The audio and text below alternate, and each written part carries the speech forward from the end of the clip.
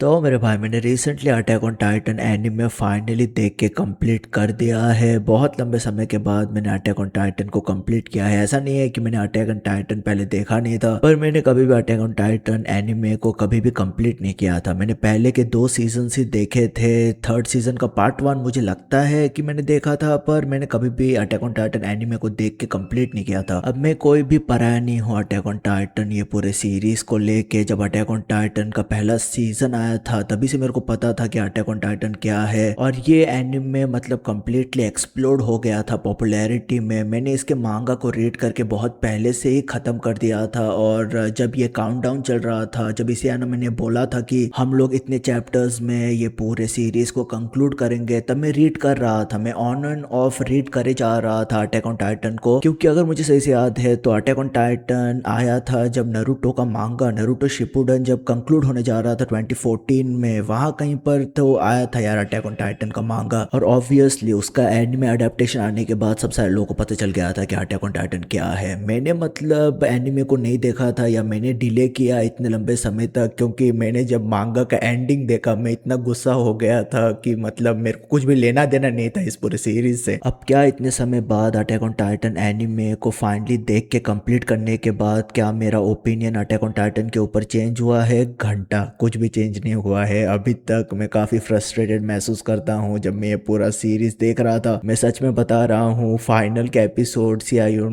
Final के 2-3 episodes देखना बहुत ज़्यादा मुश्किल था मेरे लिए। मैं मतलब ऐसा सोच भी रहा था कि मैं मतलब ड्रॉप कर दूँ, पर क्योंकि मैंने इतना टाइम डाल दिया था अटैक ऑन टाइटन को, स्टार्ट से सीजन 1 से लेके अब तक जो कुछ भी आया है सीजन 4 तक, मेरे को मतलब मैंने इतना टाइम डाल दिया था ये एनिमे फिर से देखने के लिए, तो मैंने सोचा कि मैं ये कंप्लीट कर ही देता हूँ यार, और मैंने वही किया। अब ये जो मेरा पूरा जर्नी था अटैक ऑन टाइटन एनिमे को देख के खत्म करने का, ये मुझे याद दिलाया कि लोग क्या बात कर रहे थे ये सीरीज के बारे में। लोग बोल रहे थे कि ये मास्टरपीस है, और गलत मत समझ, कई सारे लोग ये जो कुछ भी हुआ है उसके बाद भी कई सारे लोग अटैक ऑन टाइटन को टॉप 5 एनिमे में रखते हैं। कई सारे लोगों के लिए ये पीक फिक्शन है अभी तक। मुझे अभी तक याद है जब अटैक ऑन टाइटन का मांगा कंक्लूड हुआ था 139 के साथ, बाद में हमको एक सप्लीमेंट्री चैप्टर मिला था, तो उस टाइम पे मैंने इसके बारे में कमेंट किया था। मैंने बोला था कि ये सीरीज एक मीडियोकर सीरीज है जो डिस्गाइज कर रहा है अपने आप को एज अ मास्टरपीस। मेरा एग्जैक्ट कमेंट था, मीडियोक्रिटी डिस्गाइज्ड एज मास्टरपीस। मेरे भाई अनफॉर्चुनेटली इसके बारे में मैं अभी भी इसी तरीके से महसूस करता हूँ। क्वाइट अनफॉर्चुनेट है, पर मैं इसी तरीके से महसूस करता हूँ अभी भी। मैं यहाँ पर तेरे को 3 स्टेजेस के बारे में बात करता हूँ, ठीक है? मैं जब मतलब जो कुछ भी मैंने देखा है ये सीरीज को लेके, मेरे हिसाब से ये सीरीज में 3 स्टेजेस थे, और मैं 3 स्टेजेस के बारे में बात करूंगा कि किस तरीके से फैंडम रिएक्ट कर रहे थे ये तीनों स्टेजेस में। ऑब्वियसली ये काइंड ऑफ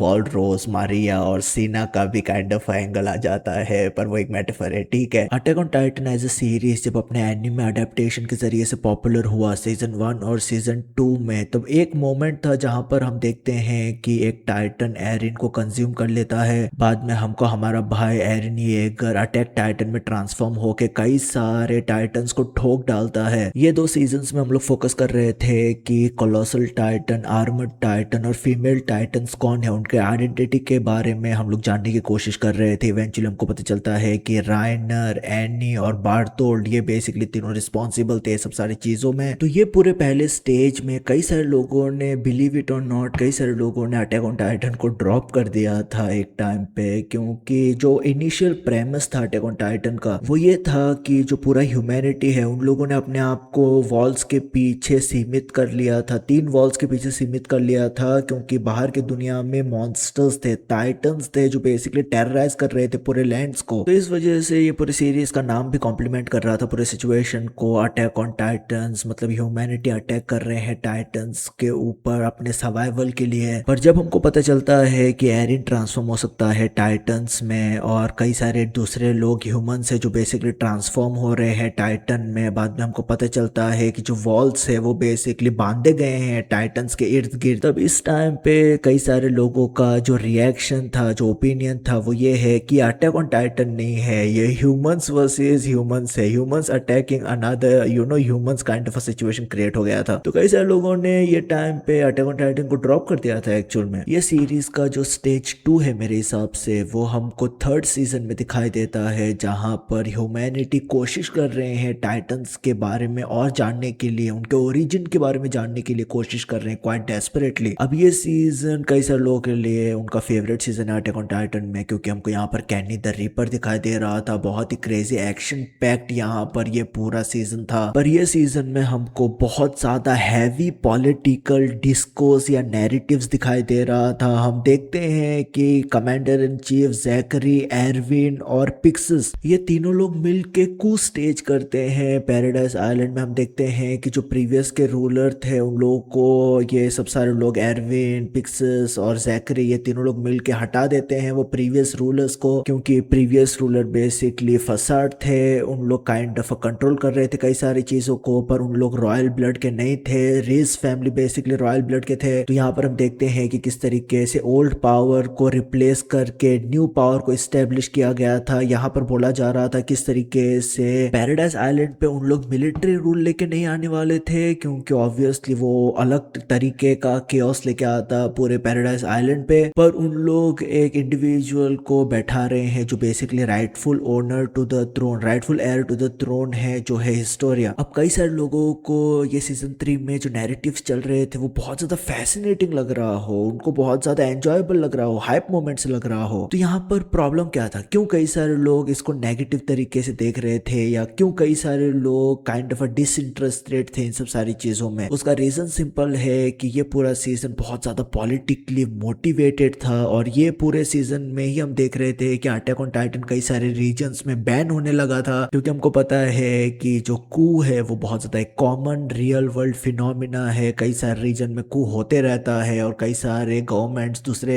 कंट्री के गवर्नमेंट्स को गिराते रहते हैं। तो मेरे हिसाब से ये जो पूरा सीजन था इसको मैं डिस्क्राइब करता हूँ एज अ ड्राउट सीजन, जहां पर मोशन है, कमोशन है, चीजें मूव कर रहा है पर उतने रैपिडली मूव नहीं कर रहा है, या फैंडम में या ऑडियंस उतने इंसेंट नहीं जा रहे हैं ये पूरी चीज को लेके। धीरे धीरे से चीजें मूव हो रहा है, लोग एंजॉय कर रहे हैं, but there is nothing, you know, people are not going absolutely mad about it. अब भी ऑब्वियसली मैं रिकॉग्नाइज करता हूँ कि काफी कंट्रोवर्शियल ओपिनियन हो सकता है, क्योंकि सीजन 3 में हम लोग एरविन का डेथ देखते हैं, बाद में हम देखते हैं कि आर्मिन को कोलोसल टाइटन मिल जाता है, हम लोग बारतोल्ड, बाद में राइनर और जीक, यू नो, यहाँ पर फाइट करते हुए देख रहे थे हम लोग स्काउट रेजिमेंट के साथ। तो वो बहुत ज्यादा क्रेजी मोमेंट्स था सीजन 3 का। पार्ट 1 और पार्ट 2 बहुत ज्यादा क्रेजी था, पर मैं पर्सनली ये पूरे सीक्वेंस को ड्राउट मोमेंट बोलता हूँ, ठीक है। अटैक ऑन टाइटन का जो स्टेज 3 है वो है पीक अटैक ऑफ टाइटन मेरे हिसाब से, जो है सीजन 4। यहाँ पर हमको टाइम स्किप दिखाई दे रहा था, और यहाँ पर हम देख रहे थे ये पूरा जो सेक्शन था, ये पूरे सेक्शन में हम लोग हैविली एम्फसाइज कर रहे थे एल्डियंस और मार्ली के हिस्ट्री के बारे में, उनके कॉन्फ्लिक्ट के बारे में, क्यों वहां पर हेट है, क्यों मार्लियंस हेट करते हैं एल्डियंस को, एल्डियंस का हिस्ट्री क्या है, पूरा दुनिया किस तरीके से देखता है एल्डियंस या एल्डियन लोगों को किस तरीके से जनरली ट्रीट किया जाता है ऑल अराउंड द वर्ल्ड। हमको यहाँ पर टाइटन्स के ओरिजिन के बारे में थोड़ा बहुत पता चलता है यमीर के जरिए से, यमीर किस तरीके से टाइटन्स का एबिलिटी को पाती है ट्री में जाके, जिस तरीके से एक सेंटीपीड उससे अटैच होता है, टाइटन्स का पावर किस तरीके से डिस्ट्रीब्यूट हुआ जाता है। हम लोग एल्डियन एम्पायर के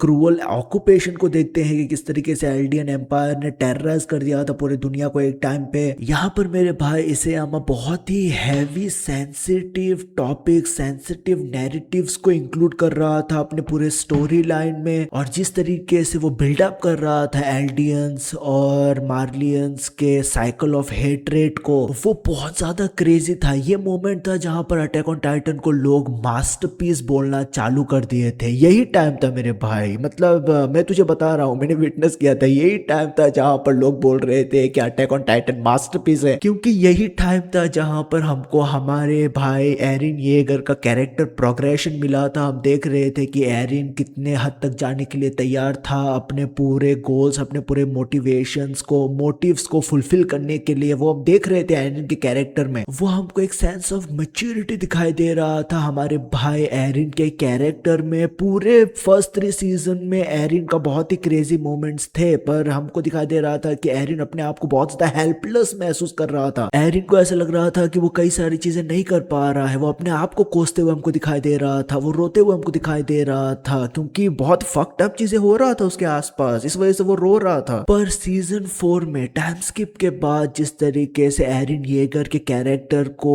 मैच्योर वे में दिखाया जा रहा था, थीमेटिकली हम देख रहे थे कि उसका मोटिवेशन सब सारी चीजें सेम ही था, पर यहाँ पर वो बहुत ज्यादा कोल्ड, बहुत ज्यादा रूथलेस हमको दिखाई दे रहा था। अपने पूरे मोटिव्स को अकॉम्प्लिश करने के लिए वो पूरा चीज था कि मैं मतलब आगे बढ़ते रहूंगा। I was born free in this world, मैं भी अब दुनिया में आ गया हूँ, वही स्पेशल है। एरिन के माँ ने बोला था, बाद में एरिन भी बोलता है कि किस तरीके से वो ऑलरेडी स्पेशल है, वो मतलब स्वतंत्र फ्री ही मतलब पैदा हुआ था वो दुनिया में जन्म लेने में। यही पूरा मोमेंट था इस पूरे सीरीज में जहां पर एरिन समझ पा रहा था कि रियल एनिमी कौन है, एनिमी कहां पर है। यहाँ पर एरिन समझ पा रहा था, ग्रास्प कर पा रहा था। वो मार्ली में इन्फिल्ट्रेट करके उनके पर्सपेक्टिव को समझ रहा था, राइनर के पर्सपेक्टिव को समझ रहा था। वो समझ रहा था कि राइनर ने क्यों किया, क्यों उसने अटैक किया उसके होमलैंड के ऊपर, पैराडाइज के ऊपर उसने अटैक क्यों किया। ये सब सारी चीजें हमारा भाई एरिन येगर काफी मैच्योर तरीके से on a surface level handle करते हुए दिखाई दे रहा था, और वो यहाँ पर मूव फॉरवर्ड कर रहा था। जो कुछ भी कॉन्सिक्वेंसेस था वो अपने आप के ऊपर ले रहा था, और वो हमको आगे बढ़ते हुए दिखाई दे रहा था मेरे भाई। अपने फ्री विल से वो आगे बढ़ते हुए हमको दिखाई दे रहा था। ये पार्ट ऑफ द स्टोरी में ये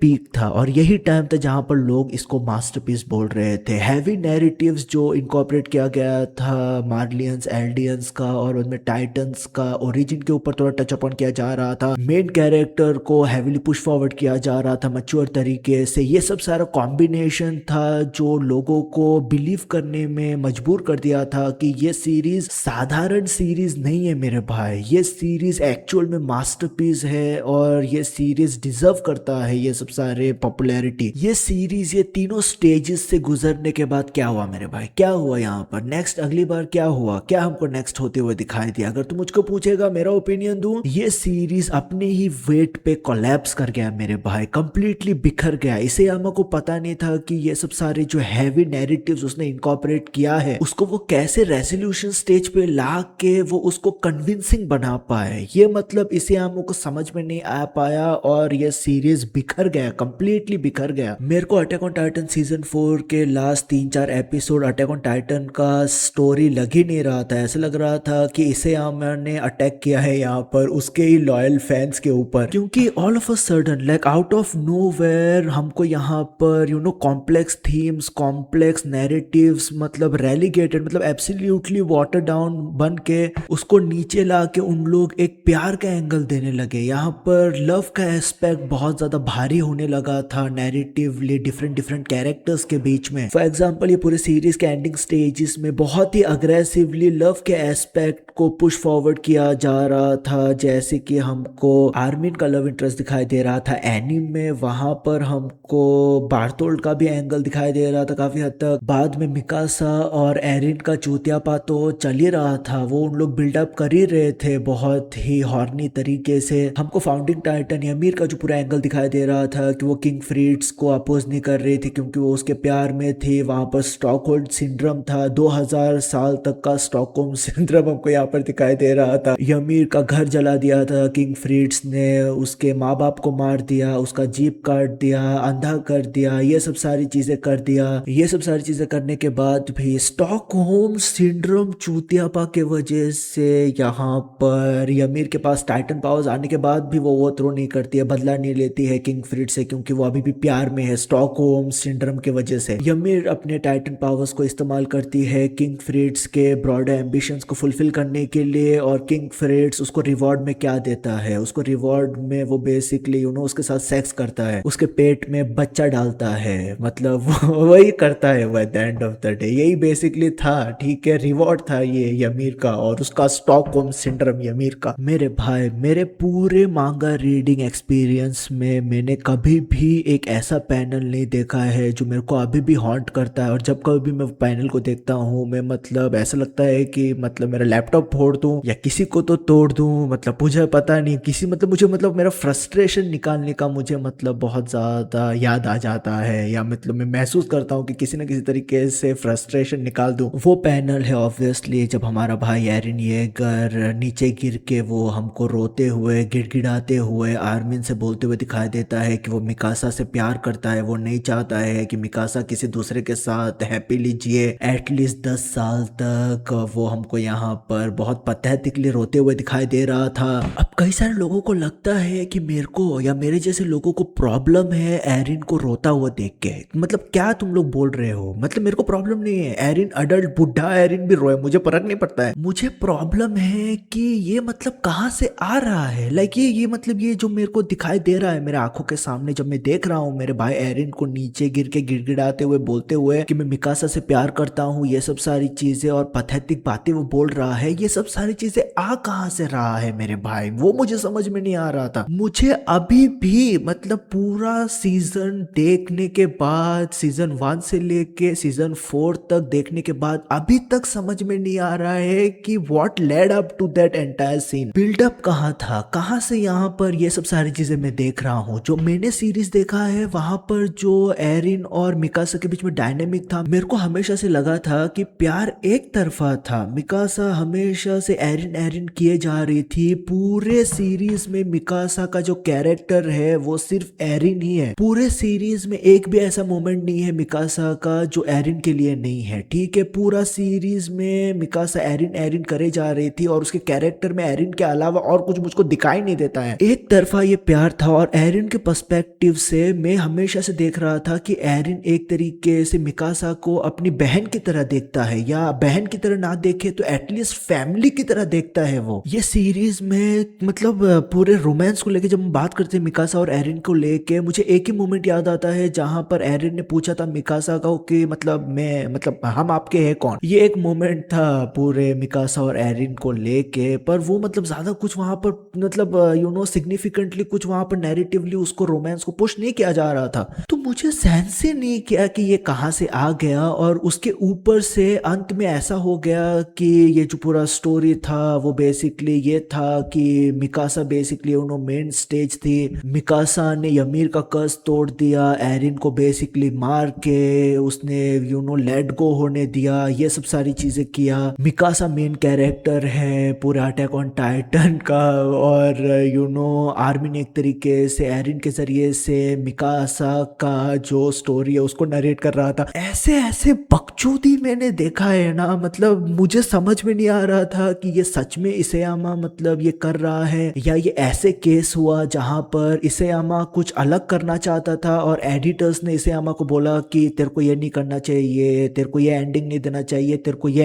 एंडिंग देना चाहिए। हमने देखा है मांगा सीन में ये बहुत ज्यादा कॉमन है, जहां पर मांगाका को एडिटर्स बोलते हैं कि क्या सही रहेगा, क्या फायदेमंद रहेगा, क्या फायदेमंद नहीं रहेगा। अब अगर हम लोग एक टाइम पे मिकासा और एरिन के रोमांस के चूतियापा को साइड में रखते हैं, तो attack on Titan eight the end of the day हमको सीख क्या देता है। जो कई सारे लोग अटैक ऑन टाइटन के एंडिंग को डिफेंड करते हैं वो बोलेंगे तेरे को कि अटैक ऑन टाइटन ये बहुत ही कॉम्प्लेक्स सीरीज है और उसका एंडिंग हमको सीख देता है कि किस तरीके से पीस टेम्पररी होता है और परमानेंट कभी नहीं होता है। ये एक साइकिल ऑफ हेट्रेड है और ये हमको एक ग्रिम रियलिटी डिपिक्ट करता है कि किस तरीके से ऐसे ही चीजें चलते रहता है लाइफ के साइकिल में। मेरा लवड़ा ले ले अभी तू मुंह में, क्योंकि ये मतलब एक छोटा बच्चा तेरे को बता देगा मेरे भाई। एक बुक बंदा रीड करेगा तो ये सब सारे मैं मतलब दारू पीने के बाद ऐसे बातें मैं करने लगता हूँ मेरे भाई। तो ये सीरीज के एंडिंग में हुआ क्या एक्चुअल में हुआ ये कि एरिन का डेथ हो गया, रंबलिंग रुक गया, एरिन ने ऑलरेडी 80% ऑफ ह्यूमन पॉपुलेशन को ठोक दिया था। इसे हम यहाँ पर एरिन के कैरेक्टर के जरिए से कोड गियास के ललूश का एंडिंग एग्जीक्यूट करने की कोशिश करता है, जो बहुत ही बुरी तरीके